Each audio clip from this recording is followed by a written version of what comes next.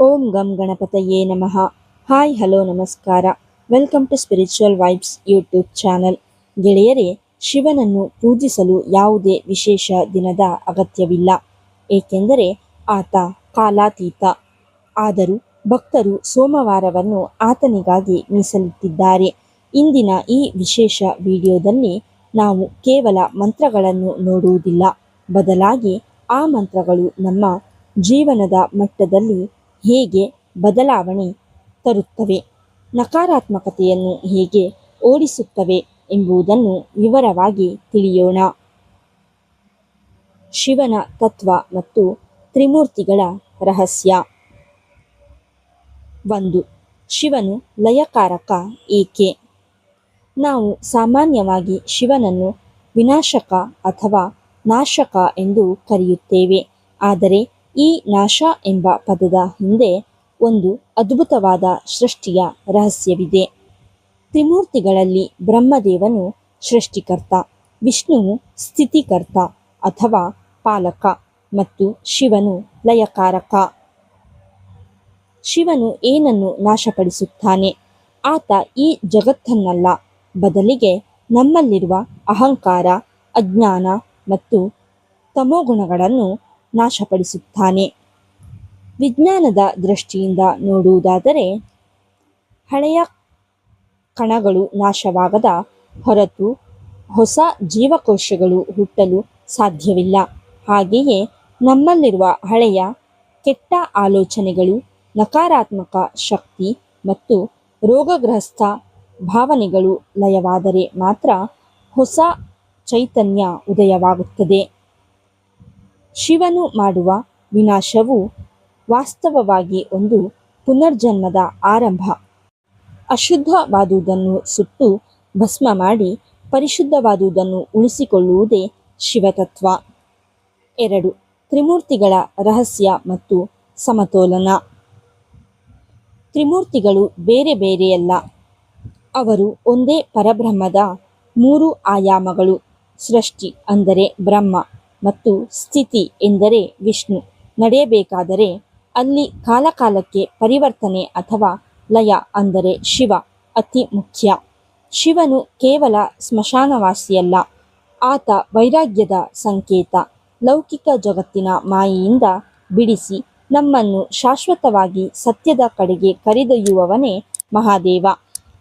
ಆತ ಸುಡುವ ಬೆಂಕಿಯೂ ಹೌದು, ಶಾಂತವಾಗಿ ಧರಿಸುವ ಚಂದ್ರನೂ ಹೌದು. ಈ ವಿರೋಧಾಭಾಸಗಳೇ ಶಿವನ ಶಕ್ತಿ. 3. ಅಶುತೋಷ, ಸರಳತೆಗೆ ಒಲಿಯುವ ಶಂಕರ. ಶಿವನಿಗೆ ಇರುವ ಮತ್ತೊಂದು ಹೆಸರು ಅಶುತೋಷ. ಅಶು ಎಂದರೆ ಶೀಘ್ರವಾಗಿ, ತೋಷ ಎಂದರೆ ಸಂತೋಷಪಡುವವನು. ಉಳಿದ ದೇವತೆಗಳನ್ನು ಒಲಿಸಿಕೊಳ್ಳಲು ಕಠಿಣ ತಪಸ್ಸು ಅಥವಾ ದೊಡ್ಡ ಯಜ್ಞ ಯಾಗಾದಿಗಳ ಅಗತ್ಯವಿರಬಹುದು. ಆದರೆ ಭೋಲೆನಾಥನಿಗೆ ನಿಮ್ಮ ಶ್ರೀಮಂತಿಕೆ ಬೇಕಿಲ್ಲ. 1 ಲೋಟ ನೀರು, ನೀವು ಭಕ್ತಿಯಿಂದ ಅರ್ಪಿಸುವ 1 ತಂಬಿಗೆ ನೀರು ಆತನಿಗೆ ಸಾಕು. 1 ಬಿಲ್ವಪತ್ರೆ. ತ್ರಿಗುಣಕಾರಂ ತ್ರಿನೇತ್ರಂ ಎಂದು ಹೇಳಲಾಗುವ 3 ಎಲೆಗಳ ಬಿಲ್ವಪತ್ರೆಯನ್ನು ಅರ್ಪಿಸಿದರೆ ನಿಮ್ಮ 3 ಜನ್ಮಗಳ ಪಾಪಗಳನ್ನು ಆತ ಕ್ಷಮಿಸುತ್ತಾನೆ. ಆತ ವಿಷವನ್ನುಂಡು ಜಗತ್ತನ್ನು ರಕ್ಷಿಸಿದ ನೀಲಕಂಠ.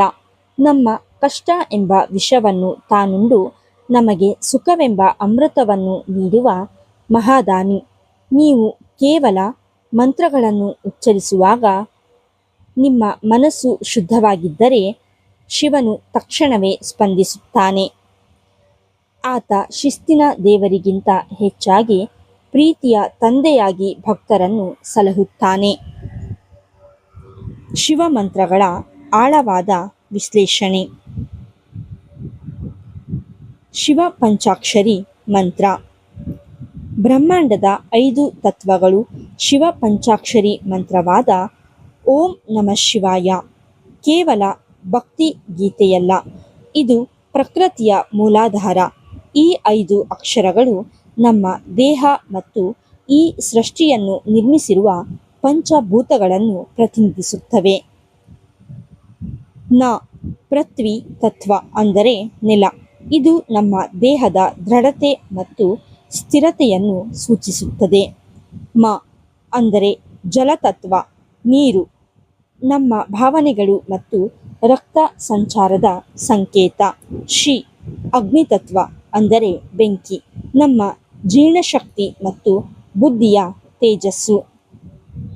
ವಾ ವಾಯುತತ್ವ ಅಂದರೆ ಗಾಳಿ, ನಮ್ಮ ಪ್ರಾಣಶಕ್ತಿ ಮತ್ತು ಉಸಿರಾಟ. ಯ ಆಕಾಶತತ್ವ ಅಂದರೆ ಬ್ರಹ್ಮಾಂಡ, ನಮ್ಮ ಆತ್ಮ ಮತ್ತು ಮನಸ್ಸಿನ ವಿಸ್ತಾರ. ಪ್ರಯೋಜನೆ: ನಾವು ಈ ಮಂತ್ರವನ್ನು ಪಠಿಸಿದಾಗ ಈ 5 ತತ್ವಗಳು ನಮ್ಮ ದೇಹದಲ್ಲಿ ಸಮತೋಲನಕ್ಕೆ ಬರುತ್ತವೆ. ಅತಿಯಾದ ಕೋಪ ಅಂದರೆ ಅಗ್ನಿ ಹೆಚ್ಚಾದಾಗ ಅಥವಾ ವಿಪರೀತ ಭಯ ಅಂದರೆ ವಾಯು ಅಸ್ಥಿರವಾದಾಗ ಉಂಟಾದಾಗ ಈ ಮಂತ್ರವು ಮನಸ್ಸನ್ನು ತಕ್ಷಣವೇ ಶಾಂತಗೊಳಿಸುವ ರಾಮಬಾಣದಂತೆ ಕೆಲಸ ಮಾಡುತ್ತದೆ. ಮಹಾಮೃತ್ಯುಂಜಯ ಮಂತ್ರ. ಜೀವನ ಮತ್ತು ಮರಣದ ವಿಜ್ಞಾನ. ಋಗ್ವೇದದ ಅತ್ಯಂತ ಶಕ್ತಿಶಾಲಿ ಮಂತ್ರಗಳಲ್ಲಿ ಇದು ಒಂದು. ಈ ಮಂತ್ರದ ಅರ್ಥ ತಿಳಿಯುವುದು ಬಹಳ ಮುಖ್ಯ. ಊರ್ವಾರುಕಮಿವ ಬಂಧನಾನ್ ಅಂದರೆ ಒಂದು ಸೌತೆಕಾಯಿಯು ಬಳ್ಳಿಯಲ್ಲಿ ಬೆಳೆದು ಹಣ್ಣಾದಾಗ ಅದು ಯಾವುದೇ ನೋವಿಲ್ಲದೆ ತಾನಾಗಿಯೇ ಬಳ್ಳಿಯಿಂದ ಬೇರ್ಪಡುತ್ತದೆ. ಹಾಗೆಯೇ ನಾವು ಕೂಡ ಈ ಸಂಸಾರದ ಮಾಯೆ ಮತ್ತು ಮರಣದ ಭಯದಿಂದ ಅಷ್ಟೇ ಸಹಜವಾಗಿ ಮುಕ್ತಿ ಪಡೆಯಬೇಕು ಎಂದು ನಾವು ಪ್ರಾರ್ಥಿಸುತ್ತೇವೆ. ವೈಜ್ಞಾನಿಕ ದೃಷ್ಟಿಕೋನ. ಆಧುನಿಕ ಧ್ವನಿ ವಿಜ್ಞಾನದ ಪ್ರಕಾರ ಈ ಮಂತ್ರದ ಪ್ರತಿಯೊಂದು ಅಕ್ಷರವು ನಿರ್ದಿಷ್ಟ ಕಂಪನಗಳನ್ನು ಸೃಷ್ಟಿಸುತ್ತದೆ. ಇದು ನಮ್ಮ ದೇಹದ ಹೀಲಿಂಗ್ ಪ್ರಕ್ರಿಯೆಯನ್ನು ವೇಗಗೊಳಿಸುತ್ತದೆ ಮತ್ತು ರೋಗನಿರೋಧಕ ಶಕ್ತಿಯನ್ನು ಹೆಚ್ಚಿಸುತ್ತದೆ. ಅಕಾಲಿಕ ಮೃತ್ಯುವಿನ ಭಯ ಅಥವಾ ದೀರ್ಘಕಾಲದ ಕಾಯಿಲೆಯಿಂದ ಬಳಲುತ್ತಿರುವವರಿಗೆ ಇದು ಮೃತಸಂಜೀವಿನಿ ಇದ್ದಂತೆ. ಶಿವಗಾಯತ್ರಿ ಮಂತ್ರ. ಜ್ಞಾನದ ದೀಪ್ತಿ. ಓಂ ತತ್ಪುರುಷಾಯ ವಿದ್ಮಹೆ ಮಹಾದೇವಾಯ ಧೀಮಹಿ ತನ್ನೋ ರುದ್ರಃ ಪ್ರಚೋದಯಾತ್. ಈ ಮಂತ್ರವು ನಮ್ಮ ಬುದ್ಧಿಶಕ್ತಿಯನ್ನು ಚುರುಕುಗೊಳಿಸಲು ಇರುವ ಅತ್ಯುತ್ತಮ ಸಾಧನ. ಗಾಯತ್ರಿ ಮಂತ್ರವು ಸದಾ ಬೆಳಕಿನ ಕಡೆಗೆ ನಮ್ಮನ್ನು ನಡೆಸುತ್ತದೆ. ಪ್ರಯೋಜನೆ: ಜೀವನದ ಕವಲು ದಾರಿಯಲ್ಲಿ ನಿಂತಾಗ ಯಾವುದು ಸರಿ ಯಾವುದು ತಪ್ಪು ಎಂಬ ಗೊಂದಲ ಉಂಟಾದಾಗ ಶಿವ ಗಾಯತ್ರಿ ಮಂತ್ರವು ನಮ್ಮ ಒಳಗಣ್ಣನ್ನು ತೆರೆಯುತ್ತದೆ. ವಿದ್ಯಾರ್ಥಿಗಳಿಗೆ ಏಕಾಗ್ರತೆ ಹೆಚ್ಚಿಸಲು ಮತ್ತು ಉದ್ಯೋಗಿಗಳಿಗೆ ಸರಿಯಾದ ನಿರ್ಧಾರ ತೆಗೆದುಕೊಳ್ಳುವ ಸಾಮರ್ಥ್ಯ ನೀಡಲು ಈ ಮಂತ್ರ ಪ್ರಭಾವಶಾಲಿಯಾಗಿದೆ. ಶಿವ ಧ್ಯಾನ ಮತ್ತು ರುದ್ರಮಂತ್ರ. ರಕ್ಷಣೆ ಮತ್ತು ಶಾಂತಿ. ಕೊನೆಯದಾಗಿ, ನಾವು ದಿನವಿಡೀ ತಿಳಿದೋ ತಿಳಿಯದೆಯೋ ಅನೇಕ ತಪ್ಪುಗಳನ್ನು ಮಾಡುತ್ತೇವೆ. ಶಿವ ಧ್ಯಾನ ಮಂತ್ರವು ನಮ್ಮ ಆತ್ಮದ ಶುದ್ಧೀಕರಣಕ್ಕೆ ಸಹಕಾರಿ. ಕ್ಷಮಸ್ವ ಜಯ ಜಯ ಕರುಣಾಬ್ಧೆ ಎಂದು ಬೇಡುವಾಗ ನಮ್ಮಲ್ಲಿರುವ ಅಹಂಕಾರ ಕರಗಿ ಮನಸ್ಸು ಹಗುರವಾಗುತ್ತದೆ. ಇದು ಒತ್ತಡದ ಜೀವನಕ್ಕೆ ದೊಡ್ಡ ಮದ್ದಾಗಿದೆ. ಮತ್ತೊಂದೆಡೆ ರುದ್ರ ಮಂತ್ರವು ಓಂ ನಮೋ ಭಗವತೆ ರುದ್ರಾಯ ನಿಮ್ಮ ಸುತ್ತ ಒಂದು ರಕ್ಷಣಾ ಕವಚವನ್ನು ನಿರ್ಮಿಸುತ್ತದೆ. ಯಾರಿಗೆ ಶತ್ರುಬಾಧೆ ಕಾಡುತ್ತಿದೆಯೋ ಅಥವಾ ಆತ್ಮವಿಶ್ವಾಸದ ಕೊರತೆ ಇದೆಯೋ ಅವರು ಈ ಮಂತ್ರವನ್ನು ಪಠಿಸುವುದರಿಂದ ಮೈಯಲ್ಲಿ ಶಕ್ತಿ ತುಂಬಿದಂತಾಗುತ್ತದೆ. ಇದು ನಿಮ್ಮನ್ನು ಮಾನಸಿಕವಾಗಿ ಮತ್ತು ಆಧ್ಯಾತ್ಮಿಕವಾಗಿ ಬಲಿಷ್ಠಗೊಳಿಸುತ್ತದೆ. ಮಂತ್ರ ಪಠಣದ ಸರಿಯಾದ ಕ್ರಮ ಮತ್ತು ವಿಧಿವಿಧಾನ. ಗೆಳೆಯರೇ, ಮಂತ್ರಗಳು ಶಕ್ತಿಶಾಲಿ ಉಪಕರಣಗಳಿದ್ದಂತೆ. ಈ ಉಪಕರಣಗಳನ್ನು ಸರಿಯಾಗಿ ಬಳಸಿದಾಗ ಮಾತ್ರ ನಮಗೆ ಉದ್ದೇಶಿತ ಫಲ ಸಿಗುತ್ತದೆ. ಶಿವ ಮಂತ್ರಗಳನ್ನು ಪಠಿಸಲು ಕೆಲವು ನಿಯಮಗಳಿವೆ. ಅವುಗಳನ್ನು ಈಗ ವಿವರವಾಗಿ ತಿಳಿಯೋಣ. ಸಮಯದ ಪ್ರಾಮುಖ್ಯತೆ. ಬ್ರಾಹ್ಮಿ ಮುಹೂರ್ತ. ಮಂತ್ರ ಪಠಣಕ್ಕೆ ಅತ್ಯಂತ ಶ್ರೇಷ್ಠ ಸಮಯ ಎಂದರೆ ಬ್ರಾಹ್ಮಿ ಮುಹೂರ್ತ, ಅಂದರೆ ಬೆಳಿಗ್ಗೆ 4ರಿಂದ 6 ಗಂಟೆಯವರೆಗೆ. ಈ ಸಮಯದಲ್ಲಿ ಪ್ರಕೃತಿಯು ಅತ್ಯಂತ ಶಾಂತವಾಗಿರುತ್ತದೆ ಮತ್ತು ವಾತಾವರಣದಲ್ಲಿ ಸತ್ವಗುಣ ಹೆಚ್ಚಿರುತ್ತದೆ. ಈ ಸಮಯದಲ್ಲಿ ನೀವು ಪಠಿಸುವ ಮಂತ್ರಗಳು ನೇರವಾಗಿ ಬ್ರಹ್ಮಾಂಡದ ಶಕ್ತಿಯನ್ನು ತಲುಪುತ್ತವೆ. ಒಂದು ವೇಳೆ ಬೆಳಿಗ್ಗೆ ಸಾಧ್ಯವಾಗದಿದ್ದರೆ ಸಾಯಂಕಾಲದ ಪ್ರದೋಷಕಾಲ, ಅಂದರೆ ಸೂರ್ಯಾಸ್ತದ ಸಮಯ ಅತಿ ಸೂಕ್ತ. ಈ ಸಮಯವನ್ನು ಶಿವ ಮತ್ತು ಶಕ್ತಿಯ ಮಿಲನದ ಸಮಯ ಎನ್ನಲಾಗುತ್ತದೆ. ಈ ಸಮಯದಲ್ಲಿ ಮಾಡಿದ ಪ್ರಾರ್ಥನೆಗೆ ಶಿವನು ಅತಿ ಬೇಗನೆ ಓಗೊಡುತ್ತಾನೆ. 2. ದಿಕ್ಕು ಮತ್ತು ಆಸನ. ಪೂಜೆಗೆ ಕುಳಿತುಕೊಳ್ಳುವಾಗ ದಿಕ್ಕು ಬಹಳ ಮುಖ್ಯ. ಯಾವಾಗಲೂ ಪೂರ್ವ ಅಥವಾ ಉತ್ತರ ದಿಕ್ಕಿಗೆ ಮುಖ ಮಾಡಿ ಕುಳಿತುಕೊಳ್ಳಿ. ಪೂರ್ವ ಜ್ಞಾನ ಮತ್ತು ಜಾಗೃತಿಯನ್ನು ನೀಡುತ್ತದೆ. ಉತ್ತರ ಆಧ್ಯಾತ್ಮಿಕ ಉನ್ನತಿ ಮತ್ತು ಮುಕ್ತಿಯ ಹಾದಿಯನ್ನು ತೋರಿಸುತ್ತದೆ. ಕುಳಿತುಕೊಳ್ಳಲು ದರ್ಬೆಯ ಆಸನದ ಅಥವಾ ಉಣ್ಣೆಯ ಬಟ್ಟೆಯ ಆಸನ ಬಳಸುವುದು ಉತ್ತಮ. ಇದು ಭೂಮಿಯ ಗುರುತ್ವಾಕರ್ಷಣೆಯು ನಿಮ್ಮ ಮಂತ್ರದ ಶಕ್ತಿಯನ್ನು ಹೀರಿಕೊಳ್ಳದಂತೆ ತಡೆಯುತ್ತದೆ. 3. ರುದ್ರಾಕ್ಷಿ ಮಾಲೆಯ ರಹಸ್ಯ. ಶಿವ ಮಂತ್ರಗಳನ್ನು ಪಠಿಸುವಾಗ ರುದ್ರಾಕ್ಷಿ ಮಾಲೆಯನ್ನು ಬಳಸುವುದು ಅತ್ಯಂತ ಶ್ರೇಷ್ಠ. ರುದ್ರಾಕ್ಷಿಯು ಶಿವನ ಕಣ್ಣೀರಿನಿಂದ ಉದ್ಭವಿಸಿದ್ದು ಎಂದು ಪುರಾಣಗಳು ಹೇಳುತ್ತವೆ. ಮಾಲೆಯಲ್ಲಿ 108 ಮಣಿಗಳು ಇರಲಿ. ಮಂತ್ರ ಪಠಿಸುವಾಗ ಹೆಬ್ಬೆರಳು ಮತ್ತು ಮಧ್ಯದ ಬೆರಳನ್ನು ಬಳಸಿ ಮಣಿಗಳನ್ನು ಉರುಳಿಸಿ, ಅಂದರೆ ತೋರು ಬೆರಳನ್ನು ಬಳಸಬೇಡಿ, ಏಕೆಂದರೆ ಅದು ಅಹಂಕಾರದ ಸಂಕೇತ. ರುದ್ರಾಕ್ಷಿಯ ಸ್ಪರ್ಶವು ನಿಮ್ಮ ದೇಹದ ರಕ್ತದೊತ್ತಡವನ್ನು ನಿಯಂತ್ರಿಸಲು ಮತ್ತು ಏಕಾಗ್ರತೆಯನ್ನು ಹೆಚ್ಚಿಸಲು ಸಹಾಯ ಮಾಡುತ್ತದೆ. 4. ಸಂಕಲ್ಪ ಮತ್ತು ಭಾವ. ಎಲ್ಲಕ್ಕಿಂತ ಮುಖ್ಯವಾದುದು ನಿಮ್ಮ ಭಾವ. ಯಾಂತ್ರಿಕವಾಗಿ ಮಂತ್ರ ಹೇಳುವುದಕ್ಕಿಂತ ಭಕ್ತಿಯಿಂದ ಒಂದು ಬಾರಿ ಹೇಳಿದರೂ ಅದು ಶಿವನಿಗೆ ತಲುಪುತ್ತದೆ. ಪಠಣ ಆರಂಭಿಸುವ ಮೊದಲು ಸಂಕಲ್ಪ ಮಾಡಿ, ಅಂದರೆ ನೀವು ಈ ಮಂತ್ರವನ್ನು ಏಕೆ ಪಠಿಸುತ್ತಿದ್ದೀರಿ, ಅಂದರೆ ಆರೋಗ್ಯಕ್ಕಾಗಿ, ಶಾಂತಿಗಾಗಿ ಅಥವಾ ಲೋಕ ಕಲ್ಯಾಣಕ್ಕಾಗಿ ಎಂಬುದನ್ನು ಮನಸ್ಸಿನಲ್ಲಿ ದೃಢಪಡಿಸಿಕೊಳ್ಳಿ. ಮಂತ್ರದ ಅರ್ಥವನ್ನು ನೆನಪಿಸಿಕೊಳ್ಳುತ್ತಾ ಶಿವನು ನಿಮ್ಮ ಎದುರೇ ಕುಳಿತು ನಿಮ್ಮನ್ನು ಆಶೀರ್ವದಿಸುತ್ತಿದ್ದಾನೆ ಎಂಬ ಕಲ್ಪನೆಯಲ್ಲಿ ಮಗ್ನರಾಗಿ.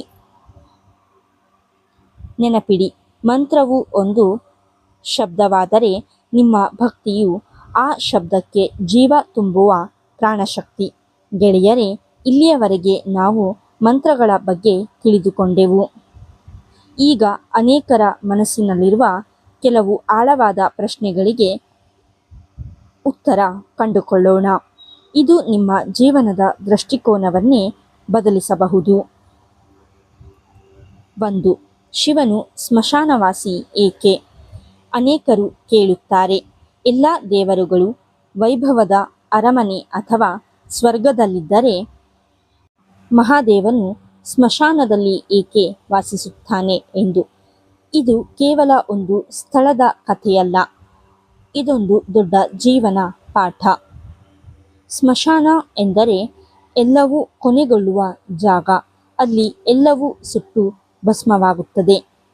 ಶಿವನು ಸ್ಮಶಾನದಲ್ಲಿ ವಾಸಿಸುವ ಮೂಲಕ ನಮಗೆ ತಿಳಿಸುತ್ತಿರುವುದು ಏನೆಂದರೆ, ನೀವು ಎಷ್ಟೇ ಶ್ರೀಮಂತನಾಗಿರಲಿ, ಸುಂದರನಾಗಿರಲಿ ಅಥವಾ ಪ್ರಭಾವಶಾಲಿಯಾಗಿರಲಿ, ಕೊನೆಗೆ ಮಣ್ಣಾಗುವುದು ಅನಿವಾರ್ಯ. ಆತ ಸ್ಮಶಾನದ ಭಸ್ಮವನ್ನು ಮೈಗೆ ಹಚ್ಚಿಕೊಳ್ಳುತ್ತಾನೆ. ಇದರ ಅರ್ಥ ನಮ್ಮಲ್ಲಿರುವ ಅಹಂಕಾರ, ಕಾಮ, ಕ್ರೋಧ ಮತ್ತು ಮಮಕಾರಗಳನ್ನು ಜ್ಞಾನವೆಂಬ ಬೆಂಕಿಯಲ್ಲಿ ಸುಟ್ಟು ಹಾಕಬೇಕು.